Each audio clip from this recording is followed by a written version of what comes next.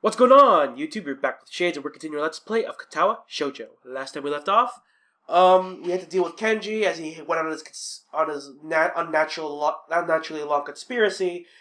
But it seems to me that, like, with Hisao's constant focus on the rift between Shizune and Lily, that's a major plot point, and that's what we're trying to fix here. We're trying to see why that's happening so we can fix it. But I'm not entirely sure yet. Not just yet. So anyway, let's continue. Onakai. Oh crap, I'm on the window. I stop as I'm about to leave the classroom, turning on the ball of my heel to meet Muto. He's holding out to me a couple of worksheets we've worked on during the day with his long, lanky arm. Would you mind giving these to Ikizawa? I'd normally ask one of the girls to do it, but I assume you'll be checking on her. For a moment, I briefly consider the possibility of that being more than an innocent prediction. I quickly discard the idea, though, as it's hard to think of him acting in such a Machiavellian way. It's not in his nature. Sure, no problem. Sorry guys, my pauses are for me to drink water. My throat's still raw. Walking up the hallway of the girls' dormitory, several ideas of why Hanako's been absent float around my head. The most obvious of them is just a simple cold. That said, she may not even be sick at all. It's been almost a week since Lily left, and despite her at least appearing to be normal, I've suspected she's somewhat more insecure about it than she's letting on. You eventually come to Hanako's dormitory room, its simple brown door separating us. Her room's position next to Lily's is extremely convenient and probably a large contributor to our meeting in the first place. Grimacing slightly at the prospect of her being sick, I wrap my knuckles on the door. Silence. I listen intently for any sound of shuffling coming from inside, but I can't hear a thing. I knock on the door again, slightly harder. Still no answer. How strange. A door opens behind me. A freckled, somewhat scrawny underclassman I don't recognize comes out and is briefly taken off guard by my presence.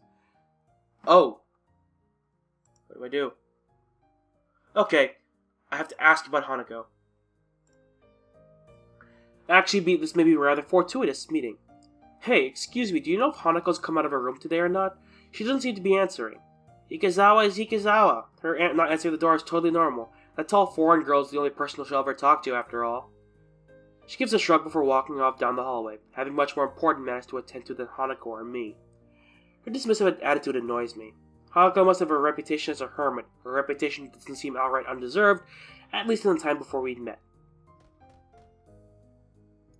Scratching my head, I make one last attempt at getting Hanako to answer as I knock on the door one final time. Hanako, it's just me. Muto said to give you some stuff. For a while, the attempt seems just as unsuccessful as the last. Just before I slip the sheets under her door, though, I can hear the handle rattling. Oh, she's in her nightie. As the door opens halfway, I do my best to look at Hanako over as quickly as possible. It's a task made somewhat more difficult by her oversized gown hiding so much of her body. She doesn't look sick, or at least not immediately so. To be honest, I'd have preferred that her expression right now. Hi, Hanako. Muto wanted me to give you these since you weren't in class today. I hold out the loose sheets, which she tentatively takes in her hand. The way she moves is weird, devoid of thought, as if she's some kind of mechanical automaton rather than a living being. Uh-oh, what's going on with Hanako? Are you okay? If you're feeling sick or anything, I could get the nurse. It feels almost pitiful to be put such in a routine, get well soon act. I can't think of anything else I could possibly do for her, though. She seems to collect herself a little at the notion, but only a little. I'm fine. Okay. What? What? What the hell, girl? Come on. I'm your friend, aren't I? Jesus. An awkward silence follows, eventually ended by her nodding solemnly in farewell and closing the door. The entire experience feels surreal. More than a little put off, I wander back to my room and hope that she'll be better by tomorrow. Oh god, that was attractive. Despite not knowing what exactly is wrong with her. That was so weird. I know that Hanako is in some way mentally, different than everyone else. Like, there's something definitely wrong with her in her head. But I don't know what it is. And I'm scared now. I'm really scared now. 'Cause...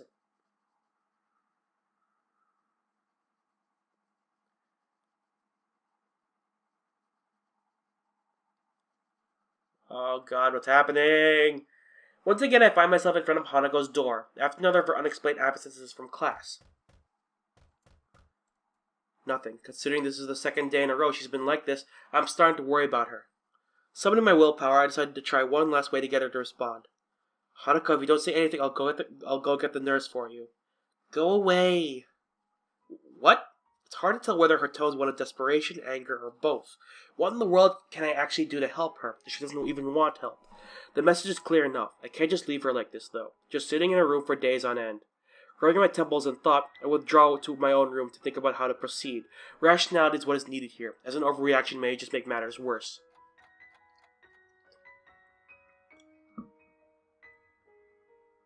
I dig around drawer after drawer of my desk, looking for where I put that damn piece of paper. Before she left, Lily told me the number to call her while she's in Scotland, and I wrote it down. Now that I need it, though, the damn thing is... here. Guys, give me a second, I'm just gonna grab something. Sorry guys, I grabbed a cough drop. Hopefully this doesn't change my diction too much. It's just that my throat's, unnatural. It feels dry, but I don't know what's wrong with it. And I want to get this part done. This is my last one for today anyway. I probably should have just entered it directly into my cell phone, come to think of it. Without further ado, I enter the numbers and actually press the call button. The fact the phone rings at all shows that I got the prefix for a call to Scotland right at least. I've never made an international call before, so that's some comfort. Eventually the phone picks up a feminine voice I don't recognize on the other end. It's probably Lily's mother. What? Sato. Is that supposed to be English? English? Suddenly finding myself unprepared, I realize I can't understand the words she says, either due to my limited vocabulary or her heavy accent. I should have anticipated this, since according to Lily, her mother's a native Scot. I soldier on and hope that she must know some Japanese, considering it's her daughter's native language. It's Hisao Nakai speaking. An enthusiastic sound of realization can be heard as she recognizes the language. My feelings of relief is immense. You must be one of Lily's friends from school, correct? Even so, her accent means I have to concentrate to work out what she's saying. Yes, that's right. Pleased to speak to you, Mrs. Sato. It's so nice of her to find someone so polite. Lily dear, it's for you! Her mother seems nice, if a little over-enthusiastic, given the mundane situation.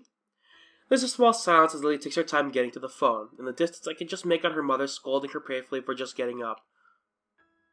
Huh? Hello, Lily speaking. You sound awful. She makes a sound somewhere between dying animal and a yawn. The one thing I did remember to check before calling was the time zone. It'd be pretty late in the morning over there, so she really has no excuse. Not feeling well? Just tired. What time is it there? Late afternoon. School finished for the day not long ago. You're really not a morning person, are you? I don't need you making fun of it as well. It takes me a measure of restraint not to laugh at her pain and groan. Poor girl. How are you doing over there then? Bar the mornings? Bar the mornings. God, wrong tone. It's been enjoyable. After not meeting them for so long, just having a meal together with my parents is nice. Wow, I read that way too fast. I'm sorry if I read things really fast. I don't mean to. The pool and the sheer size of the house might have something to do with that as well. Even if they're not in Japan, from the way it sounds, her family must be pretty wealthy to live so luxuriously. Are things alright with you and Hanako? Damn, I was hoping that wouldn't be brought up quite so quickly. I take a moment to try and sort exactly how to describe the situation without causing her undue worry, but she picks up on it without a word being said. Hanako's not well, is she? How'd you know?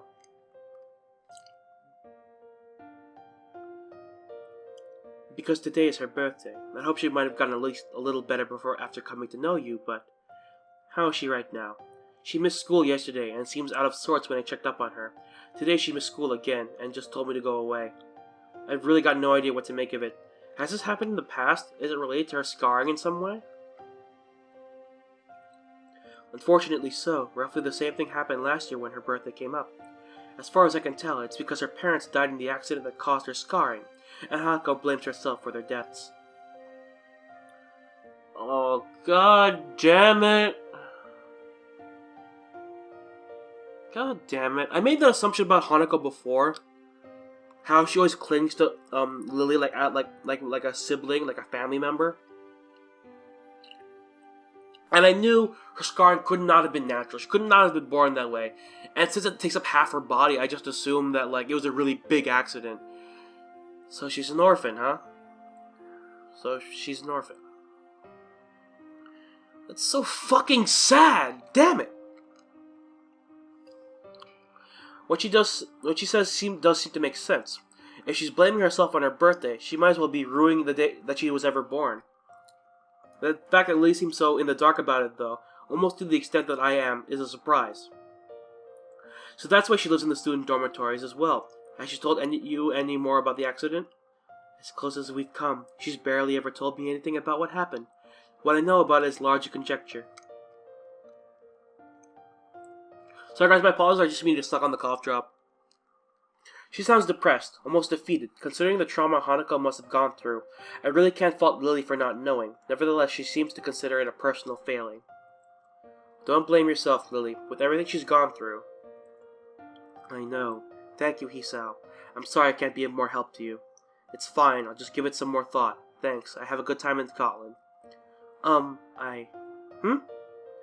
It's nothing. Thank you for taking care of Hanako. Okay, bye. Goodbye. And with that, the line goes silent. Amid the seemingly only increased number of questions I can't answer, the most immediate is what Lily was going to say. Oh no. I'm an idiot. She must have thought I was calling to talk with her, but I only asked for help with Hanako. Even more shameful than the thought is the fact that such an appraisal would be largely correct. Well, first things first. For now, I need to at least sort out Hanako and make sure that she's actually eating okay. We're back! Oh god, the situation is really, tense right now, because I'm it's hard. It's hard to think of what could happen. Because in a situation like that, typically the people who come back alive, especially after an accident, usually blame themselves in some way, shape, or form. It's like victim shaming, only self-induced. And everyone around you is like, no, it's not your fault, it was an accident. But you're like, but I survived, somehow it has to be my fault. And it usually is not. The occasional passing students give a badly hidden glance at the plate of food I carry to the female dormitories. It's hardly a meal to be proud of, only being an instant microwave meal from the convenience store, but it should at least fill her up. Eventually I arrive outside of her room, after having to ward off a couple of girls who jokingly tried to pilfer the food I had taken so long to procure. I decided to forego knocking since it was proving to be an utterly useless measure, and it's somewhat difficult to do with my hands full. Hanako, it's Hisao. I know you're listening. I got some food for you. Silence, as I expected. I'll leave it beside your door. Please eat it at least, okay? There, I've said my piece. Now it's up to her. Putting the plate down, I walk back to my own room to eat my dinner. By the time I return to Hanako's dormitory, a good hour has passed. Thankfully, there isn't anything to be seen beside her door. I walk back at least somewhat happier that she's eating. If she intends to get through this by herself, then being able to help, even if it's just such a small way, is at least something. But that's so sad, though. It's hard to imagine what it's like being in an accident that took your parents, both of them, and then surviving that. It's hard to imagine. I sit reading in the library after school, turning page after page, barely registering the words written out on each of sheer boredom. With my cheek resting in my hand, I can't help noticing the slightly rough feeling against my palm. It won't be long before I need to get a razor. Giving up on reading, I simply let my head drop into the book in front of me. Things have quieted down considerably since Hanako began attending school again. When she first returned to class, nothing was said nor done that wasn't part of the usual routine, and it's been the same way since. Neither of us desired to bring up her accident, so there simply wasn't any point in pursuing it. Thus a few days went by, and the daily grind continuing just as I had before. It's only natural that my mind would wander to other places, and more importantly, other people. The lily shaped hole in my daily life of Hanako and me has been pretty noticeable for a while now. I'd be pleased to say that this has allowed me time to refine what my thoughts on her exactly are, but alas, I've had no such luck. You're in love, you fucker! It doesn't help that many attempts to do so have led to the troublesome topic of Iwanako. Every time my thoughts drift to that direction, I reflexively try to think of something else. You lack closure with Iwanako, so you try your hardest not to get into a relationship. You block yourself off, and I know what this is like because I've been there. Fuck this guy! Why is he me? Why is he actually me? Why is he Japanese me? God damn it. Jesus Christ. Fuck him. Fuck him. Fuck Hisao. For being so similar to me. God damn it. And we're both surrounded by beautiful women. The only difference here is that they are interested in him and mine are usually taken. Yeah. Why does this have to happen now? I turn around and look up to see the source of the tentative voice coming from behind me. Sorry, I didn't mean to disturb anyone. That's not it. I glance around the orange-tinted room, quickly realizing how silly my apology must have sounded.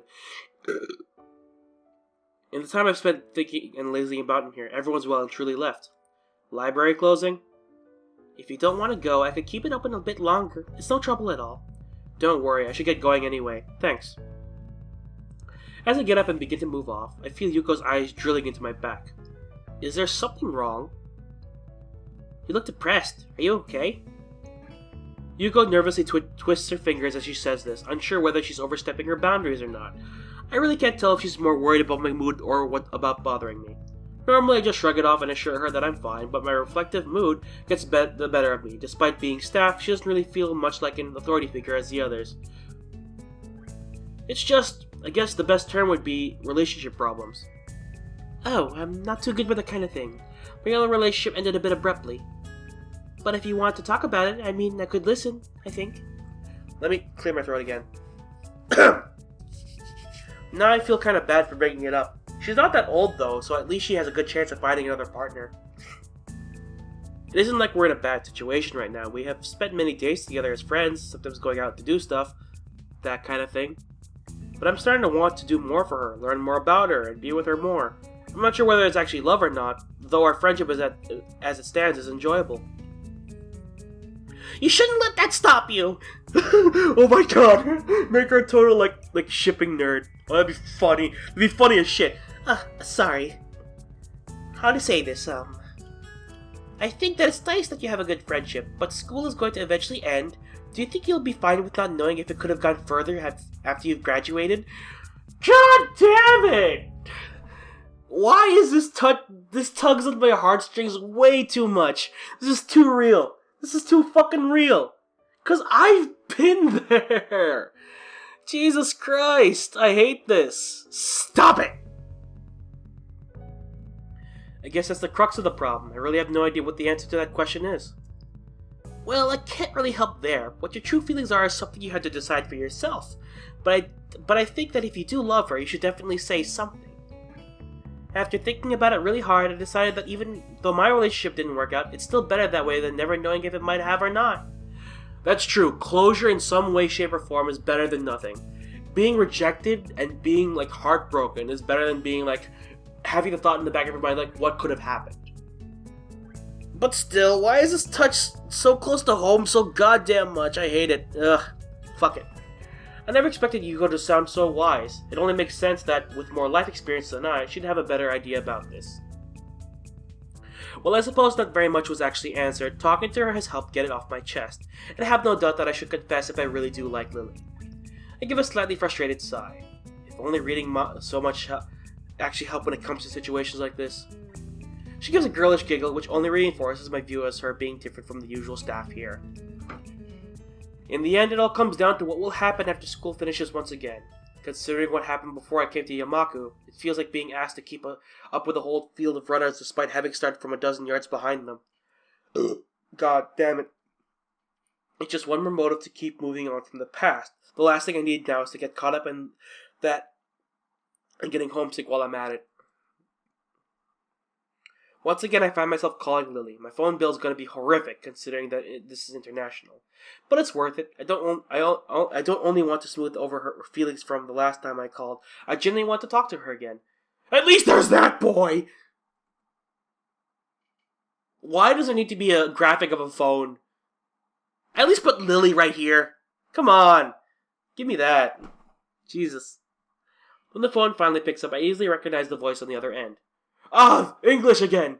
In static. Fuck.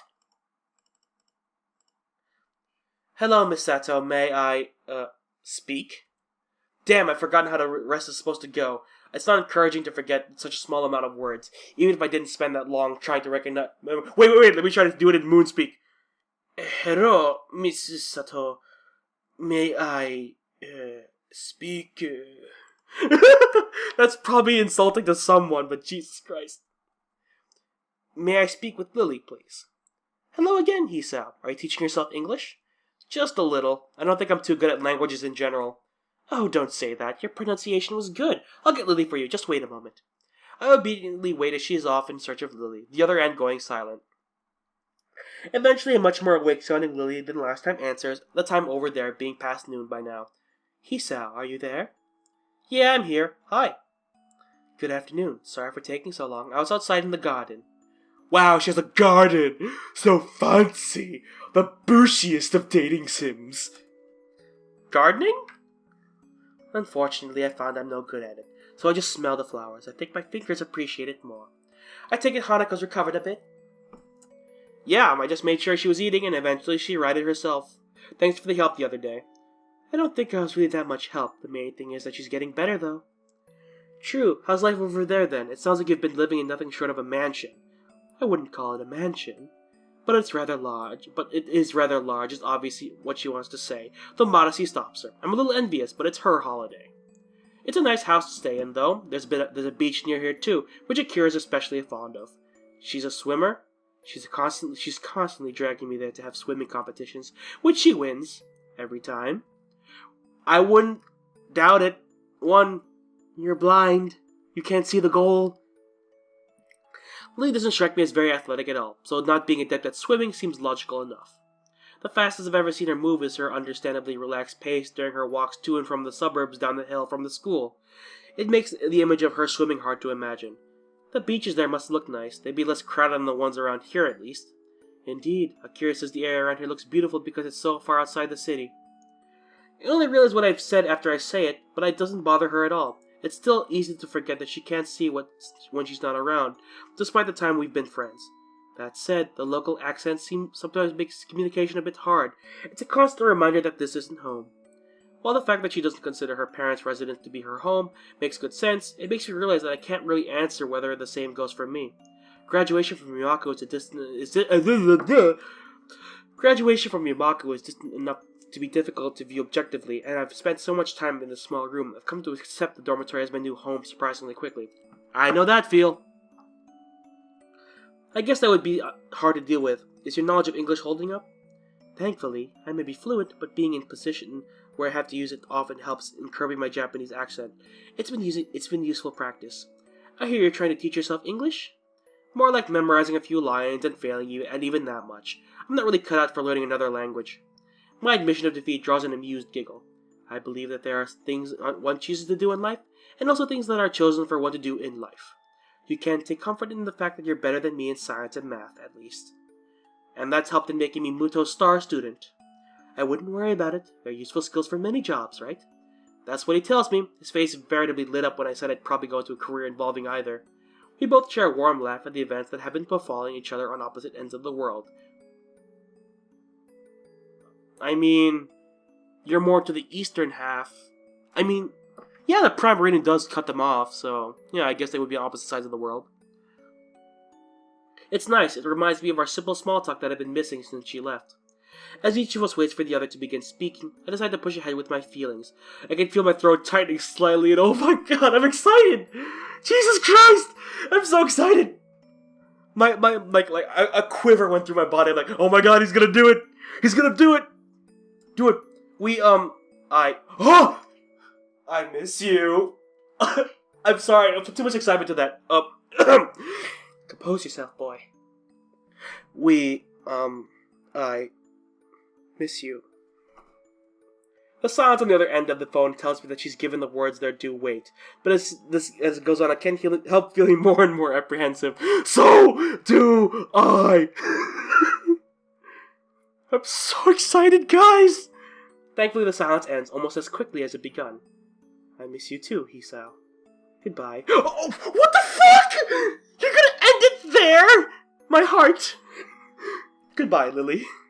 Once again, the phone is hung up, simply and without any further ado. What the fuck?! That's not cool, my heart! That light, tentative, almost shy voice, her warm, soft tone. I'd simply be lying to myself if I were to say that I don't recognize the feeling for what it is. With thoughts of Lily dancing on my mind, I start anticipating her return. Today has been a most excellent day.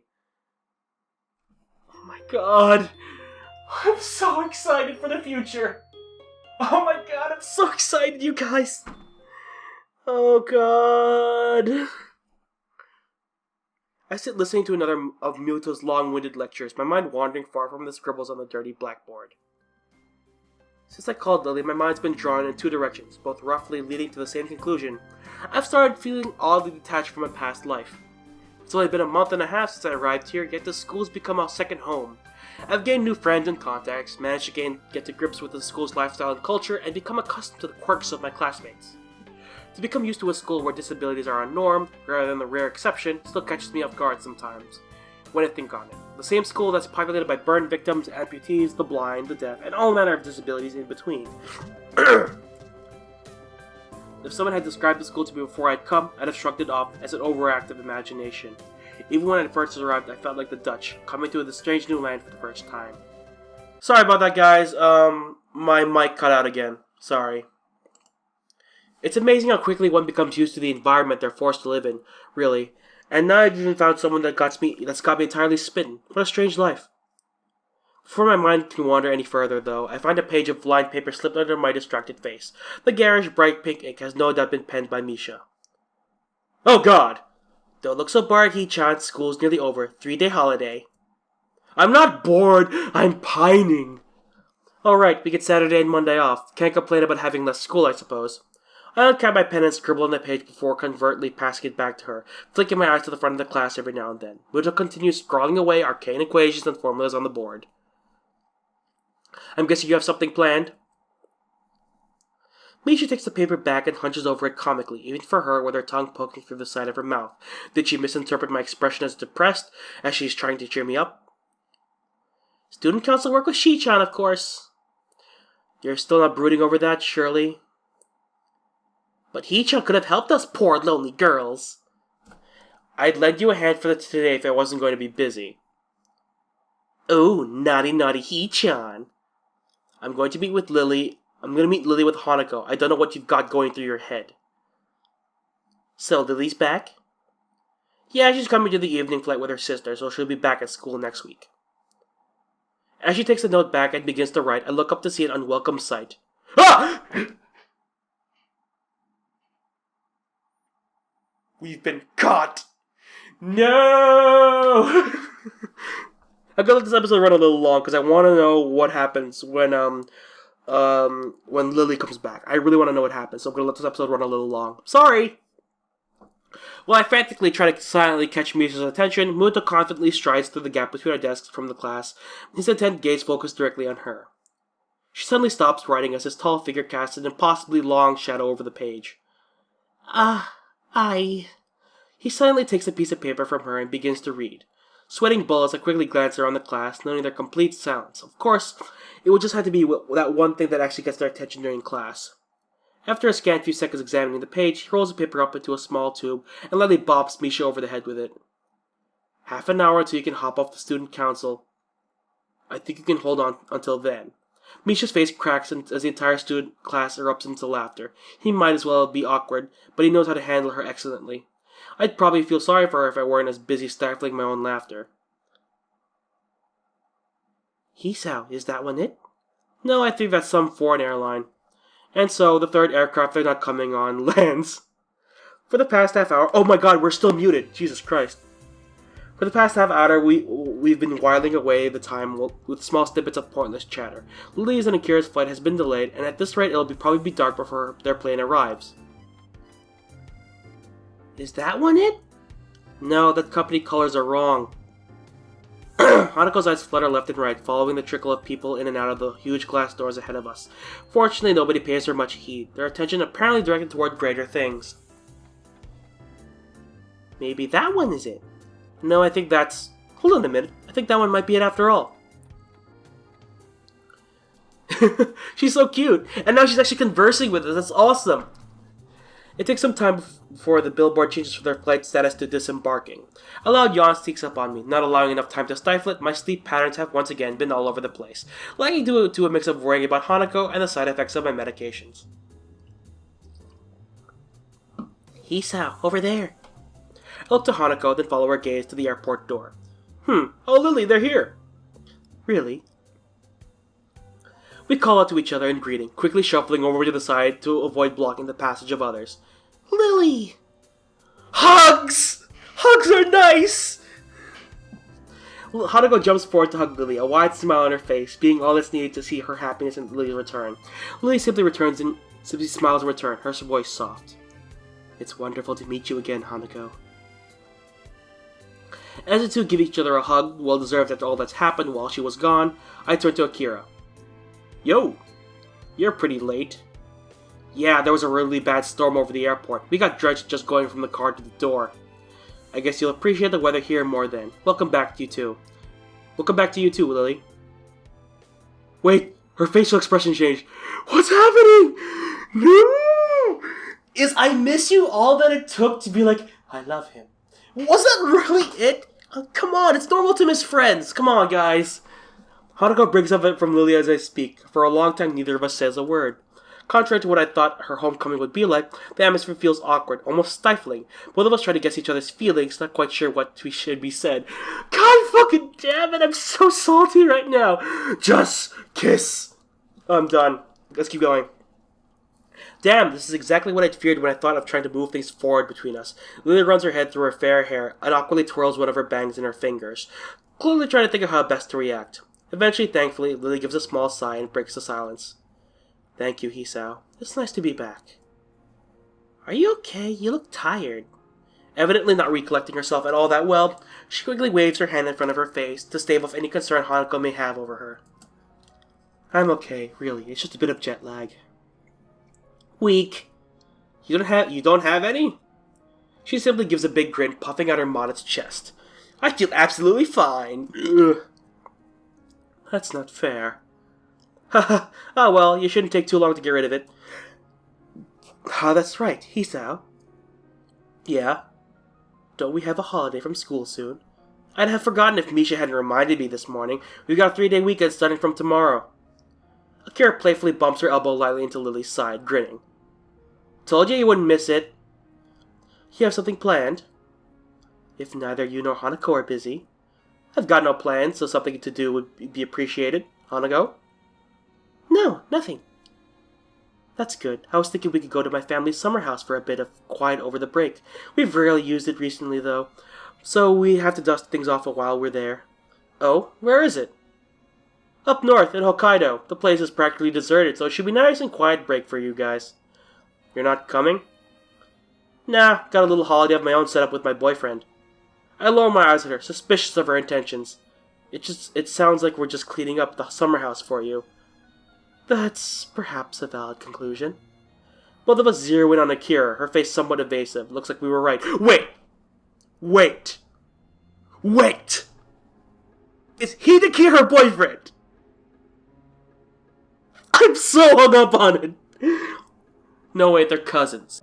Sorry guys, my mic cut out again. I don't know what's happening with this thing. Like, a slight touch to the USB cable and that happens. Anyway. That's just a convenient bonus. Really, me and the guy left it in pretty good condition last we were there, I promise. Now then, I'm out of here. Already? Akira. She quickly turns and walks away, her hand held high. See you in a few days, guys! Lily and I can only sigh at her hasty retreat. It does sound like it would be a nice place to go. Lily gives an enthusiastic nod, taking her carry bag in one hand and placing her other on Hanako's shoulder for guidance as we begin making our way to the taxi area. After the fracas of the past few days, spending a weekend in a country alone with her and Hanako sounded like a dream. The more I think about it, the more sure I am. This would be a right time and place to confess my feelings to her. No, you're gonna make me wait? No! You're gonna make me wait? I can't wait that long. You're gonna break me, game. Oh, I gotta end the part here. That's a perfect segue. That's a perfect cliffhanger right there. Fuck it! Whatever. I can tell it's gonna take a long time before we get to anything, finally, adorable. I might play this game a little bit more tomorrow, just because I really want to record this. Pre-recording this isn't too bad, and it's not too taxing on me, so, I will. So anyway, thank you all so much for watching, and for dealing with my technical difficulties and things like that. And, me making the part a little longer than I typically make it, but, I think it was worth it in all honesty, because, god damn it. I just wanted to kiss already. I want the relationship to become canon. God damn it. This happens every single goddamn time I'm gonna play this game. Cause with Emmy it happened, and with Lily it's happening again. So, I just can't wait for her to be like, I love you, Hisao. And I'm like, yes! But, anyway, thank you all so much for watching. If you like this video, hit that like button. If you want to see more videos from me or from this series, hit that subscribe button. And you are now exiting the Shadyverse. My name's Shades, and I hope you've enjoyed your day in the shade. See you guys later.